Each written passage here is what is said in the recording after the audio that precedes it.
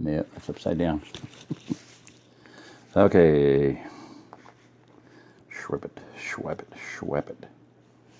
Hey, I got swipe back on my phone. I called Verizon. He goes, well, just push on the little gear thing. And there's no gear thing on my keyboard. He goes, and he went into his research database, and he goes like, see where it's the microphone is? I said, yeah, I use that all the time. He goes, just hold your finger on that for a couple of seconds. There's the gear thing. Bam, boom, bam, swipes back on. You know, so you can SWYPE. Look it up if you're not familiar with it. Okay. Pray for some silence for a while. I got my headset on. I didn't do an audio check, but I'll for sure check it after this one. All right. This has got to get a little bit. I don't know what it is. If it's off the least little bit, it seems to be off kilter. Okay. Developments part 1. This took me a while to figure out. The last part was part 1 and part 2. This is part 1 and part 2, and I'm like, oh, developments part 1. So I didn't read this part 1. I didn't read that part 2. All right. John took another pull at his coffee mug and settled further into his chair in the living room. It had been raining since before dawn, and with the muffled rumble of distant thunder, it began to come down harder. He tried to concentrate on Salatin's You Can Farm. Joel Salatin, look him up. The nominally visionary, awesome man. I'm just going to interject here. Seriously, look him up. Read his books. Listen to his videos, watch his videos, whatever. So, celebrate the chickenness of the chicken. And the turkeyness of the turkey. All right, You Can Farm, but his leg was beginning to throb again, and it kept him from focusing on the book. It would be another 3 hours before he was supposed to take the next Darbon. And for a few moments, he considered just taking another one anyway.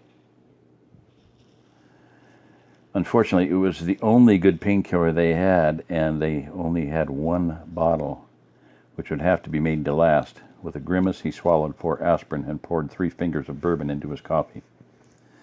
The day before, John and his dad had been cutting firewood. By their reckonings, they had enough seasoned wood to get through their normal winter. But with no way of knowing how long power rationing would last, they felt it best to lay in as much wood as they could. By the time they had used up their seasoned wood, the new cut wood should have dried enough in the woodshed to make for decent fuel. The impact reduced intense rainfall and storms had downed a large number of trees in the neighborhood, and it was those that they cut. A tall, straight hickory had taken a lightning strike and lay fallen, lodged against a neighboring water oak. They had cleared a working area around the tree for safety reasons and carefully began to dismember the tree. Blowdowns snagged in other trees were always risky to cut, and this one showed why. When the trunk unexpectedly broke before John was ready, fell, caught in some grapevines climbing the oak tree, and the top swung quickly to the side, catching John across the left calf before he could leap clear. Damn lucky it didn't do worse than a green stick, John growled as his leg throbbed. The cold front passing through had brought cooler temperatures, with the high not expected to top 65, cool for this time of year in Florida. The cool, damp weather was making his leg, right knee, and shoulders throb. John had been worried the break was more serious than it was until his dad had managed to get him to the clinic in Archer. You're lucky, Mr. Horn, Dr. Rittenhouse had told him. X-rays show a simple green stick fracture, but not a complete break. If that tree had hit you a bit harder, it probably would have. You're going to have a whacking great bruise from it, though. He was right. From his knee, nearly to his ankle, the left side of his left calf was a livid bruise and tender to the touch. He laid back in his chair and closed his eyes. In the dining room, he could hear Mel, Brittany, and Heather giggling as they did their housework. The county was trying to reopen the schools, but there was too little fuel available to run school buses. The Archer Community School had opened, but it was 5 miles away, and the nearest high school was 15. A family council the weekend before had decided that they would try their hand at homeschooling until the county was able to make pickups again. Lisa had spoken with the principal in Archer, and he agreed to loan them textbooks, and Luke had procured high school textbooks in Gainesville for Heather and had sent them to the house. When the power was on and the phone was working, they used Ann's university internet connection to supplement their text.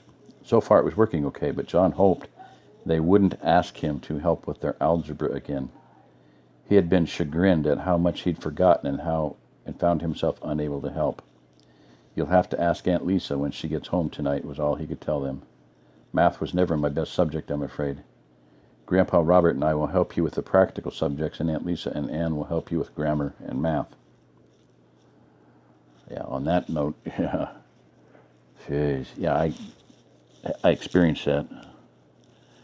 Two of my kids, Ian and Susie, were going to school, and they took an geometry class. Well, unlike this guy, math was my forte, and I loved it. And beyond any other subject I ever took, I absolutely loved geometry.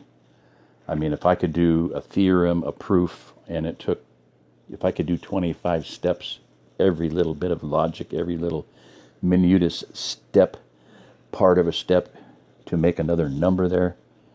You know, some people might have 3 and I had 25, you know, every bit of logic involved. And I was so looking forward to helping them, and just loved the fact that I was going to be able to, you know, help them. It was like hopeless. Number one, their book was a piece of garbage. If I could have just found my old high school book, I probably could have helped them. But anyway, it was interesting. It was just a nightmare. It didn't happen. After the first 2 weeks, it was like completely hopeless. And they managed it. They managed, between the teacher and them two, they handled every problem. But it was beyond me at that point. So that was one of the most depressing things that's ever happened to me, not being able to help them, because I was sure looking forward to it. All right, this is Jerry Diamond. Love you guys.